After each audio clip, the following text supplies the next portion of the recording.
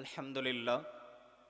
শিবলা union ৭, ৮ ও ৯ নং word ইমাম পরিষদের উদ্যোগে আয়োজিত তৃতীয় বার্ষিক ইসলামী সম্মেলন প্রধান বক্তা হিসেবে আগমন করবেন আন্তর্জাতিক খ্যাতিসম্পন্ন বক্তা মুফাসসিরে কোরআন খতিবে বাঙ্গাল আল্লামা জুনায়েদ আল হাবিব সাহেব।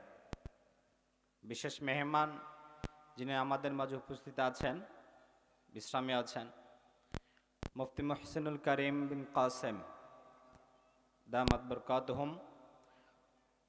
মাগরিবের পর থেকে আলোচনা পেশ করেছেন, হালকা জিকির পরিচালনা করেছেন মাওলানা আব্দুল্লাহ ওয়াল সাহেব, ইমাম ও খতিব রিশাদি জামে মসজিদ। আমার পরে আলোচনা করবেন হাফেজ মাওলানা আব্দুল মজিদ সাহেব, ইমাম ও খতিব শিবালে থানা মসজিদ। আজকের এই মাহফিলের সভাপতি হিসেবে যিনি থাকবেন কারি জামাল উদ্দিন সাহেব। আল্লাহ তাআলা যারা এই মাহফিলের সাথে যারা জড়িত এদের সকলকে কবুল করেন বলেন আমিন। সেই সাথে যারা আলোচনা পেশ করবেন এদের সকলকে আল্লাহ তাআলা দ্বীনের সাথে লেগে থাকার তৌফিক দান করেন বলেন আমিন, এবং এদের সকলকে নেক হায়াত দান করেন বলেন আমিন। আমার ভাইরা, আল্লাহ পাক রব্বুল আলামিনের মহাগ্রন্থ আল কোরআন সূরাতুল মুমিনুন, এই সূরাতুল মুমিনুনের কয়েকটি আয়াত তেলাওয়াত করেছি। আল্লাহ তাআলা যদি তৌফিক দান করেন এই আয়াতগুলোর সাবলীল তর্জমা এবং এর উপরে ভিত্তি করে দুই চারটি কথা বলা, দোয়া করবেন আল্লাহ তাআলা এমন কিছু কথা বলা আমার জবান থেকে আল্লাহ তাআলা বের করে দিই, যে কথাগুলো আমি আমার জন্য যেরকম কার্যকরী হয়, দুনিয়া এবং আখিরাতের পাথে হয়, ঠিক সেইভাবে আপনাদের সকলের জন্যই যেন এবং মরণের পরে এই কথার উপরে আমল করেই যেন আল্লাহ তাআলা আমাদের সকলের জান্নাতের ফায়সালা করেন বলেন আমিন। আমার ভাইয়ের, আল্লাহ রাব্বুল আলামিনের এই সূরার প্রথম যে কয়েকটা আয়াত তেলাওয়াত করেছি, আল্লাহ তাআলা কি বলতেছেন এখানে? সূরাতুল মুমিনুন, কোরআনে কারিমের ভিতরে আল্লাহ তাআলা সূরা মুমিন আছে এক বচন, মুমিনুন বহু বচন। এই সূরার শুরুতে আল্লাহ তাআলা বলেন কদ আফলাহাল মুমিনুন, সফলতা মুমিনদের জন্য। সফলতা বলতে আমরা কি বুঝি? আমাদের দুনিয়াবী সফলতা আমরা যতটুকু বুঝি, যেই চিন্তাধারায় আমরা চলে, এখন আমাদের জীবিকা নির্বাহ যেইভাবে করি আমরা, আমাদের ফিকিরটা হলো আমার ছেলে লেখাপড়া করবে, ভার্সিটি হবে, ইঞ্জিনিয়ার লেখাপড়া করবে, বড় একজন ডাক্তার হবে, একজন স্কলার হবে, এই ফিকির আমাদের মাথায়। দুনিয়াবী টাকা পয়সা কোটি কোটি টাকার সম্পদ হবে, অর্থ প্রাচুর্য হবে, এই বিচারে সফলতা। এটি আমাদের বর্তমানে জীবন, আমাদের ব্যবস্থা চলছে। কিন্তু প্রকৃতপক্ষে সফলতা কি জিনিস, সফল কারা, এদের কিছু গুণ আল্লাহ তাআলা এই সূরার শুরুতে বর্ণনা করেছেন। সুবহানাল্লাহ।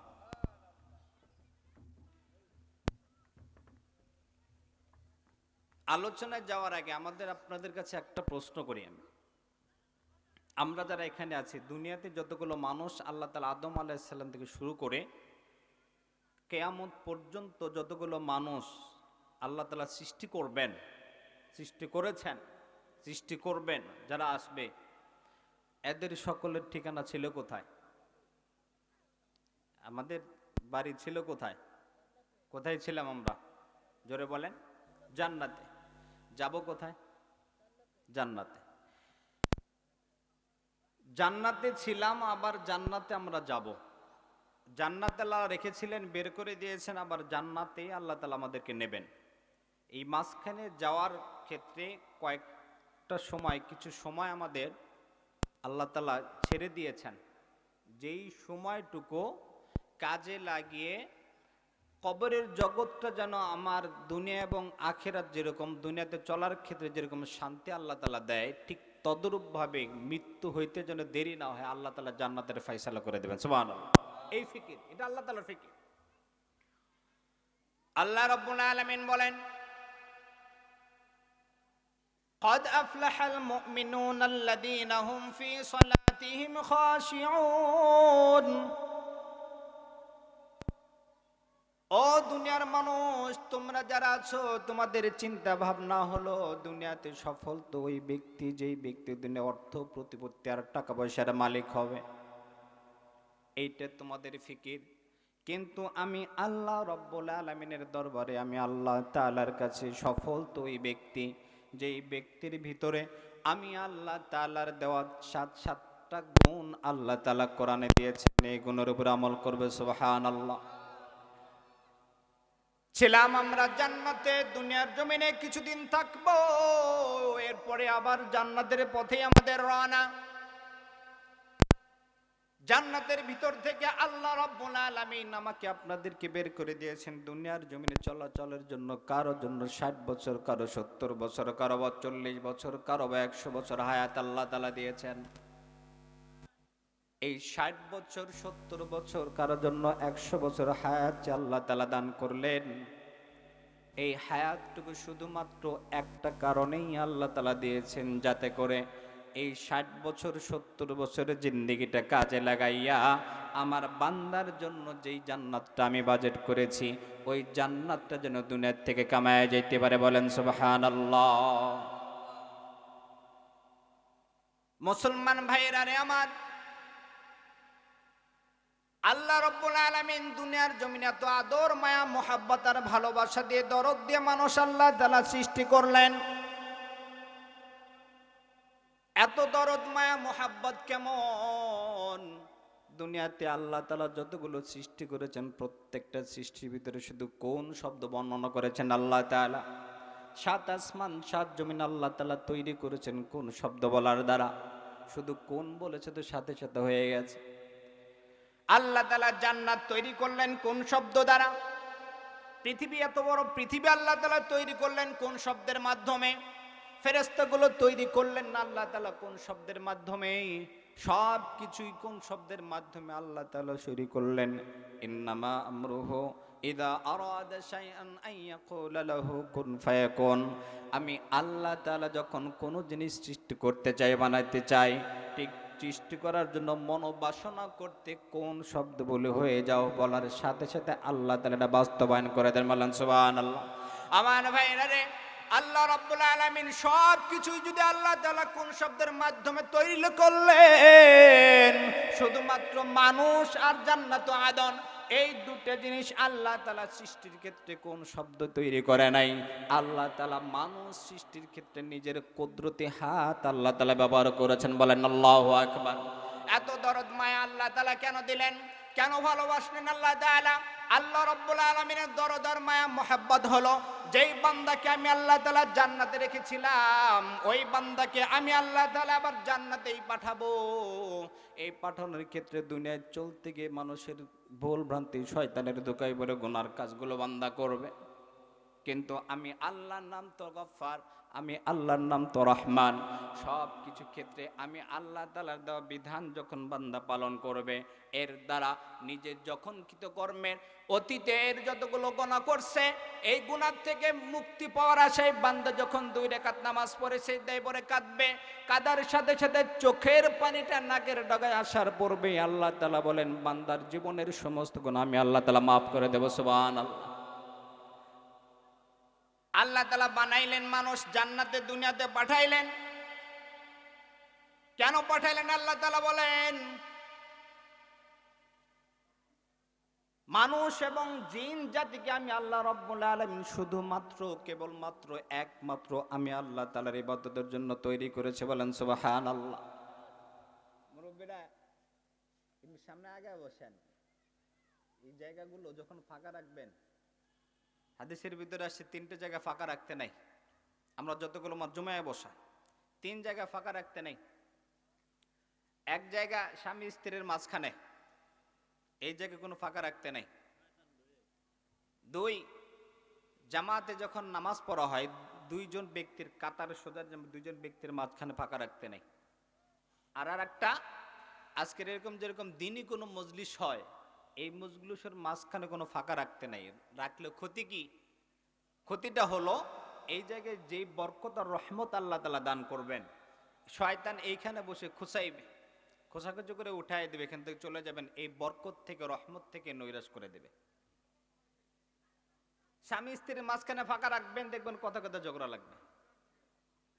এই জন্য যারা আমরা পিছনে আছি, আগায় বসি, যতটুকু আছে আগায়, মানুষ আসবে ইনশাল্লাহ, বসেন, আগায় বসেন, বরকত হবে। যেহেতু সময় দিচ্ছেনই আপনারা,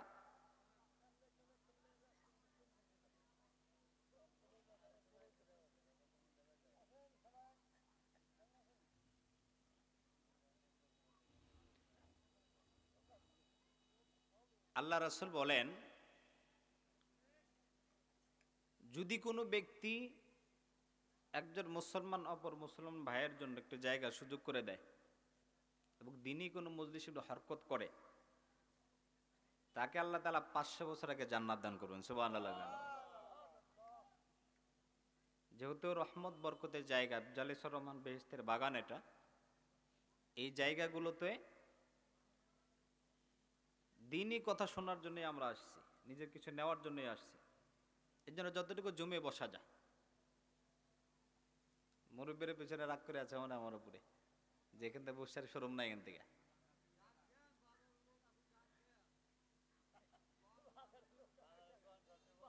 লা ইকরাহা ফিদ্দিন, ইসলামের জোর জবরদস্তি নাই। আসবে আল্লাহ তাআলা যাদেরকে আসার সুযোগ করে দিবেন, তৌফিক যাদেরকে দেবেন, তারাই আসবে। আবু তালেব আল্লাহ রাসূলের চাচা ছিল। এই আবু তালেব ইসলামের জন্য যেই পরিমাণ উপকার করছে, আল্লাহ রাসূল বলেন সিদ্দিক আকবর রাদিয়াল্লাহু তাআলা আনহুর আবু তালেব সবচেয়ে বেশি উপকার করছেন ইসলামের। কিন্তু আল্লাহ তাআলা তৌফিক দেয় নাই, কালেমা নসিব হয় নাই, জাহান্নামে হয়ে দুনিয়া থেকে বিদায় নিয়েছেন। বলেন নাউজুবিল্লাহ। ভালো জিনিস সবার পেটে হজম হবে না, এটাই স্বাভাবিক। এই জন্য যারা এখানে বসেছি, এর ভিতরেই আল্লাহ তাআলা আমাদের জুমে বসার তৌফিক দান করেন। বলেন আমিন। বলছিলাম তো, আল্লাহ রাব্বুল আলামিন মানুষ সৃষ্টি করলেন, দুনিয়াতে পাঠালেন, আবার যাব আমরা জান্নাতে। জান্নাতে যাওয়ার আগে কিছু কাজ আমাদের করে যেতে হবে। প্রকৃতপক্ষে মুমিন কারা? প্রকৃত মুমিনের গুণ 7টা। কয়টা? জোরে বলেন, কয়টা? প্রকৃত মুমিনের গুণ 7টা। একটা তাকবীর দিন, লিল্লাহি তাকবীর, লিল্লাহি তাকবীর। কোরআন সুন্নাহর আলো, আল হাদিসের আলো, নারায়ে তাকবীর। মুসলমান ভাইরা রে আমার, বলতেছিলাম আল্লাহ রাব্বুল আলামিন প্রকৃত মুমিন, প্রকৃত সফল কোন কোন ব্যক্তি, এদের বর্ণনা কোরআনে কারিমের সূরাতুল মুমিনিনের প্রথম কয়েকটা আয়াতের ভিতরে আল্লাহ তাআলা 7টা গুণ বর্ণনা করেছেন। 1 নম্বর গুণ হলো কদ আফলাহাল মুমিনুন আল্লাযীনা হুম ফি সলাতিহিম খাশিউন। প্রকৃত মুমিন তো সেই বান্দা, যেই বান্দার ভিতরে নামাজটা পড়বে খুশু খুজুর সাথে। বলেন সুবহানাল্লাহ। খুশু খুজু কাকে বলা হয়? একগ্র চিত্তে কোনো বান্দা যখন নামাজ পড়ে, আল্লাহ রাব্বুল আলামিনের হাবিব বলেন, যেই বান্দার ভিতরে যখন কোনো বান্দা নামাজে দাঁড়ায়, নামাজে দাঁড়ানোর সাথে সাথে আল্লাহ তাআলার পরিপূর্ণ মনোনিবেশটা বান্দার প্রতি, রহমত বরকত পরিপূর্ণ বান্দার প্রতি আল্লাহ তাআলা দিতে থাকে। যতক্ষণ পর্যন্ত বান্দা নামাজের ভিতরে থেকে একনিষ্ঠতার সাথে আল্লাহ তাআলার জন্য ইবাদত করতে থাকে, এদিক ওদিক কোনো তাকানো নাই, মন মানসিকতা যাওয়ার কোনো খবর নাই। ওই বান্দা যতক্ষণ পর্যন্ত নামাজের ভিতরে মনোনিবেশ করে থাকে, আমার আপনার পয়গম্বর জহান জনাবে মুহাম্মদ আরবি সাল্লাল্লাহু আলাইহি সাল্লাম বর্ণনা করেন, আল্লাহ তাআলার খাস রহমত সরাসরি বান্দার প্রতি বর্ষণ হইতে থাকে। বলেন সুবহানাল্লাহ। ঘটনাক্রমে শয়তানের ধোঁকায় বান্দা যখন নামাজ থেকে মনটা একটু এদিক ওদিক সরে যায়, নামাজে দাঁড়িয়েছে, ব্যবসা বাণিজ্যের ভিতরে মন চলে গেছে, নামাজ পড়তে আছে, ঠিক সেই মুহূর্তে ছেলে মেয়ের খবর চিন্তা মাথার ভিতরে চলে আসছে। বান্দা যখন নামাজে দাঁড়িয়েছে, নামাজে দাঁড়ানোর সাথে সাথে মাথার ভিতরে ফিকির চলে আসছে, এত এত টাকার ঋণ আমি কিভাবে ঋণ পরিশোধ করব। এই ফিকিরগুলো দুনিয়াবি ফিকির। যতক্ষণ পর্যন্ত বান্দার মাথায় নাই, ততক্ষণ পর্যন্ত আল্লাহ তাআলা রহমত বান্দার উপর রহমত বর্ষণ হইতে থাকে। যখন দুনিয়াবি কোনো ফিকির নামাজের ভিতরে থাকা অবস্থায় বান্দার আসে, আল্লাহ তাআলা তার রহমতের দৃষ্টিতে আল্লাহ তাআলা বান্দার থেকে সরায় নেয়। ওই বান্দা আবার যখন নামাজের ভিতরে মনোনিবেশ করে, চিন্তা ফিকির করে, আহারে আমি তো আল্লাহ তাআলার সামনে দাঁড়িয়ে আছি, আল্লাহ তাআলার কুদরতি পায়ে সিজদা করছি, আমার মালিক তো আমাকে দেখছে, আমি তো মালিককে দেখি আর না দেখি মালিক তো আমাকে দেখছে। এই ফিকির নিয়ে বান্দা যখন দ্বিতীয়বার আবার নামাজের ভিতরে মনোযোগী হয়, আল্লাহ তাআলার দ্বিতীয়বার আল্লাহ তাআলা রহমত বর্ষণ বান্দার উপর করতে থাকে। কিছুক্ষণ পর আবার যখন বান্দার মনটা নামাজ থেকে অন্যদিকে চলে যায়, দুনিয়াবি ফিকিরের ভিতরে চলে যায়, আল্লাহ রাব্বুল আলামিন তৃতীয়বার তার রহমতের দৃষ্টিতে বান্দার থেকে সরায় নেয়। এরপরেও বান্দা যখন নামাজের ভিতরে আবার মনোযোগী হয়, ও বান্দার প্রতি আল্লাহ তাআলার আবার রহমত বর্ষণ হইতে থাকে। এরপরে যখন দুনিয়াবি ফিকির, যখন নামাজ থেকে বিভিন্ন ফিকির চিন্তা ভাবনা বান্দার মাথার ভিতরে কাজ করে, আল্লাহ রাব্বুল আলামিন এরপরে বান্দার থেকে রহমতের বর্ষণটা এই যে সরায় নিয়ে যায়। এরপরে ওই বান্দা শুধু নামাজ পড়ে কষ্টটাই করবে, আল্লাহ তাআলার রহমত থেকে বান্দা বঞ্চিত হয়ে যায়। বলেন নাউজুবিল্লাহ। এই জন্য আল্লাহ রাব্বুল আলামিন মুমিনদের গুণ বর্ণনা করেছেন। এক নম্বর গুণ হলো মুমিনের প্রকৃতপক্ষে গুণ, এক নম্বর গুণ হলো ওই বান্দা যখন আল্লাযীনা হুম ফি সলাতিহিম খাশিউন, মুমিন বান্দা ওই বান্দা যেই বান্দা নামাজে যখন দাঁড়াবে, নামাজের ভিতরে খুশু খুজুরের সাথে নামাজ পড়বে। বলেন সুবহানাল্লাহ। মুমিনদের এক নম্বর গুণ হলো বান্দা যখন নামাজে দাঁড়াবে, বান্দার নামাজটা হবে খুশু খুজুর সাথে। নামাজের সময় এদিক ওদিক কোনো চিন্তা ফিকির করা যাবে? জোরে বলেন। যদি করে তাহলে প্রকৃত মুমিনের যেই গুণগুলো আছে এক নম্বর গুণ থেকে আমরা মাইনাস। আল্লাহ তাআলা আমাদেরকে হেদায়েত দান করে, বলেন আমিন। জোরে বলেন আমিন। দুই নম্বর গুণ আল্লাযীনা হুম ফি আনিল লাগবি মুরিদুন। প্রকৃত মুমিন কারা? তাদের কিছু বৈশিষ্ট্যের দুই নম্বর বৈশিষ্ট্য হলো মুমিন তো সেই ব্যক্তি যেই ব্যক্তি অনর্থক কাজ কারবার, অনর্থক কথাবার্তা থেকে নিজেকে বাঁচায়া রাখবে। এমন কোন কাজ মুমিন বান্দা করতে পারে না যেই কাজের ভিতরে দুনিয়াবি ক্ষতি আখিরাতের ক্ষতি। এমন কোন কাজ বান্দা করতে পারে না যেই বা কাজের ভিতরে দুনিয়াবি ক্ষতি আখিরাতের ক্ষতি তো আছে, দুনিয়াবি কোনো লাভ নাই, আখিরাতের কোনো লাভ নাই। এই কাজগুলো মুমিন বান্দা করতে পারবে না। তো প্রকৃতপক্ষে মুমিনের গুণ এক নাম্বার, মুমিন যখন নামাজে দাঁড়াবে, নামাজে দাঁড়ানো অবস্থায় একনিষ্ঠতার সাথে কেবলমাত্র শুধুমাত্র আল্লাহর জন্যই নামাজে দাঁড়াবে, অন্য দুনিয়াবি কোনো ফিকির তার মাথায় থাকবে না। দুই নাম্বার গুণ হলো প্রকৃতপক্ষে মুমিন তো সে যেই বান্দাটা অনর্থক কোনো কাজ কারবার কথার থেকে বান্দা নিজেকে বাঁচায় রাখবে। আমাদের বর্তমান সমাজের অবস্থা খেয়াল করে দেখেন, আর কিছু হোক না হোক আমরা এই বাজারে চা স্টলে বসে বসে সারা বিশ্ব পরিচালনা করি। যত অনর্থক বদনাম সুনাম কুকথা সব কথা চা স্টলে আলোচনা। এই জন্য অনর্থক কোনো কাজ বান্দা, বিশেষ করে মুমিন, কোনো কাজ অনর্থক করতে পারে না। সফল কারা? সফলের গুণ আল্লাহ রাব্বুল আলামিন বলতেছেন এই কাজগুলো, এই গুণগুলো যেই বান্দার ভিতরে, ওই বান্দা সফল। এক নম্বর হলো বান্দা যখন নামাজে দাঁড়াবে, নামাজে দাঁড়ানো অবস্থা একদম খুশু খুজুর সাথে বান্দা নামাজ পড়বে। এই নামাজে অন্যদিকে তার মনোনিবেশ থাকবে না। দুই নম্বর, মুমিন বান্দা কখনো অনর্থক কোনো কাজ, অনর্থক কোনো কথার ভিতরে তার থাকবে না। তিন নম্বর গুণ হলো মুমিন তো সে ওয়াল্লাযীনা হুম লিযাকাতি ফাইলুন।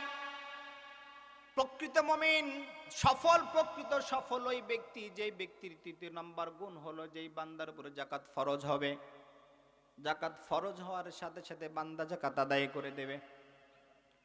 যাকাতের শাব্দিক অর্থ হলো আত্মশুদ্ধি, পবিত্র হওয়া। যাক্কা ইউজাক্কি তাজকিয়াতান থেকে আসছে মাজদার। ভিতরে আত্মশুদ্ধি, যেমন মানুষের শরীরের যেরকম ময়লা আবর্জনা হয়, আল্লাহ রাসূল বলেন লিকুল্লি শাইইন সিকালাতুন ওয়া সিকালাতুল কুলুবি যিকরুল্লাহ। প্রত্যেকটা দুনিয়ার যেগুলো জিনিস আছে, এই জিনিসগুলোর ময়লা আবর্জনা পরিষ্কার করার জন্য এক একটা অস্ত্র থাকে। মানুষের ভিতরে যে ময়লাগুলো হয়, এই মনের ময়লা দূর করার জন্য আল্লাহ তাআলার জিকির করা লাগবে। তো আত্মশুদ্ধির যতগুলো গুণ আছে, যেই সমস্ত কারণে আত্মশুদ্ধি অর্জন হয়, তার ভিতরে একটা গুণ হলো বান্দার উপর যখন যাকাত ফরজ হবে যাকাত আদায় করবে। যাকাত কাকে বলে? নির্দিষ্ট সময়ে নির্দিষ্ট ব্যক্তির উপরে নির্দিষ্ট সময় পার হওয়ার পরে নির্দিষ্ট ব্যক্তিদেরকে নির্দিষ্ট পরিমাণ একটা অর্থ দেওয়া। যাদের উপরে যাকাত ফরজ, শতকরা 2.5 টাকা। কয় টাকা? জোরে বলেন। শতকরা 2.5 টাকা এতিম মিসকিনদেরকে দিয়ে দেওয়া। নিজের যে প্রয়োজনীয় খরচাদি আছে এইগুলো বাদ দিয়ে অতিরিক্ত যে টাকা থাকবে এইখান থেকে শতকরা 2.5 টাকা হারে যাকাত প্রদান করা। এখন তো জাকাত দেওয়া মানুষের জন্য ফ্যাশন হয়ে দাঁড়িয়েছে। আমার দেখা গেল 5 লাখ 10 লাখ টাকা জাকাত আসছে, আসার পরে 1 লাখ টাকার কাপড় কিনে দিয়ে মনে করবেন দিচ্ছে, বিলি করছে, জাকাত দিচ্ছি। মূলত এদের জাকাতে গেলে হয় না এভাবে কখনো। জাকাত পাই টু পাই হিসাব করে দিতে হবে, তা না হলে কিয়ামতের মাঠে এতিম মিসকিন গরিব যারা আছে এদের নামে মামলা দায়ের করবে। আমার ভাইরা, কোন কোন ব্যক্তি সফল? সফল ব্যক্তিদের কিছু গুণ আমার মালিক আল্লাহ রাব্বুল আলামিন বর্ণনা করতেছেন সূরাতুল মুমিনুনের মধ্যে। 1 নম্বর গুণ হলো সফল ওই ব্যক্তি যেই ব্যক্তির ভিতরে নামাজ যখন পড়বে একমাত্র আল্লাহ তাআলার জন্য মনোনিবেশ করে নামাজ আদায় করবে। 2 নম্বর গুণ হলো ওই মুমিন বান্দা সফল ওই বান্দা যেই বান্দা অনর্থক কাজ কারবার কথা থেকে বান্দা নিজেকে বাঁচায় রাখবে। 3 নম্বর মুমিনের গুণ হলো মুমিন বান্দার উপরে যখন জাকাত ফরজ হবে, ফরজ হওয়ার সাথে সাথে মুমিন বান্দা জাকাত আদায় করবে। এটা মুমিনের প্রকৃতপক্ষে মুমিনের 3 নম্বর গুণ। 4 নম্বর গুণ হলো ওয়াল্লাযীনা হুম লিফুরুজিহিম হাফিজুন। মুমিন বান্দা তো সে যেই বান্দা নিজের লজ্জাস্থানকে হেফাজত করে। লজ্জাস্থানের হেফাজত যেই বান্দা করবে মুমিন, সে মুমিনের প্রকৃত গুণ এটা একটা। জিনা ব্যভিচার থেকে নিজেকে বাঁচায় রাখবে। আমার আপনার পয়গম্বর বলেন কিয়ামতের আগে যতগুলো গুনাহ বান্দা করবে তার ভিতরে সবচাইতে যেই জিনিসটা প্রভাব পাবে কিয়ামতের আগে বান্দার ভিতরে জিনা ব্যভিচার সমাজের ভিতরে ছায়ালাভ হয়ে যাবে। ইফটিজিং চলবে, একজনের মেয়ে পর্দাপুরুষদের কোনো খবর থাকবে না, তাদের যার যা মনে চায় এটা করতে থাকবে বান্দা। পশুর আচরণ বান্দার ভিতরে ঢুকবে। কুকুরে যেমন রাস্তাঘাটে তাদের লজ্জা শরম নাই, কিয়ামতের এমন একটা জামানা আসবে যেই সময়টুকু মানুষের লজ্জা শরম থাকবে না। আপনি এখন আমাদের সমাজে যারা আছে এদের খুঁজে দেখবেন, এটা আপনি বর্তমানে মডার্ন মনে করে ডন্ট মাইন্ড ফ্যামিলি। আল্লাহ তাআলা আমাদেরকে হেফাজত করেন, বলেন আমিন, জোরে বলেন আমিন। তো প্রকৃতপক্ষে মুমিনের আরেকটা গুণ হলো মুমিন তো সে যেই বান্দা নিজের লজ্জাস্থানের হেফাজত করবে, নিজের লজ্জাস্থানের হেফাজত করবে। যারা নিজের লজ্জাস্থানের হেফাজত করবে এদের মর্যাদা বাড়াই দিবেন কে? জোরে বলেন আমিন। আল্লাহ তাআলা আমাদের সকলকে কবুল করেন, বলেন আমিন। বলতেছিলাম মুমিনের গুণ 7টা, প্রকৃতপক্ষে গুণ 7টা। 1 নাম্বার যে গুণটা আমরা যেটা আলোচনা, নামাজ যিনি কোনো মুমিন বান্দা পড়বে, নামাজ পড়ার ক্ষেত্রে একদম একনিষ্ঠতা, কেবলমাত্র ওয়াবুদুল্লাহ কাআন্নাকা তারাহু ফাইন লাম তাকুন তারাহু ফাইন্নাহু ইয়ারাক। আল্লাহর ইবাদত করে এইভাবে যে না তুমি আল্লাহ তাআলাকে দেখছো, তা না হয় এটা মনে করো যে আল্লাহ তাআলা তোমাকে দেখছে। এই চিন্তা ভাবনা নিয়ে বান্দা নামাজ পড়বে। আর একটা গুণ হলো অনর্থক কথা, অনর্থক কার্যকলাপ থেকে মুমিন নিজেকে বাঁচায় রাখবে। আর একটা গুণ হলো যেই মুমিনের জাকাত ফরজ হলে মুমিন বান্দা যে সে জাকাত আদায় করবে। আল্লাহ তাআলা 7টা গুণের 3টে গুণ যেটা আলোচনা হলো। আর একটা গুণ হলো নিজের লজ্জাস্থানে হেফাজত করবে।